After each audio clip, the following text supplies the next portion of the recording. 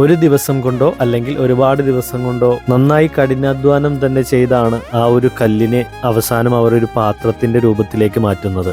പാരമ്പര്യമായി കിട്ടുന്ന ഇത്തരം തൊഴിലുകൾ ഇന്നും നമ്മുടെ നാട്ടിലുണ്ട്. ഞാനിങ്ങനെ ഓരോ ജോലി ചെയ്യുന്ന വീഡിയോയൊക്കെ ഇട്ടിട്ട് റിയാക്ഷൻ വീഡിയോസ് ചെയ്യുമ്പോൾ ഓരോരുത്തരൊക്കെ അതിൻ്റെ അടിയിൽ വന്നിട്ട് കമൻറ്റ് ചെയ്യുന്നുണ്ട്, ഇതൊക്കെ പറഞ്ഞുകൊണ്ടിരിക്കാതെ വല്ല പണിക്കും പോകാൻ പാടില്ലേ? അങ്ങനെ ചോദിക്കുന്നവരോടുള്ള മറുപടിയാണിത്. ഓരോരുത്തർക്കും അവരുടേതായിട്ടുള്ള ഓരോ ജോലികളുണ്ട്.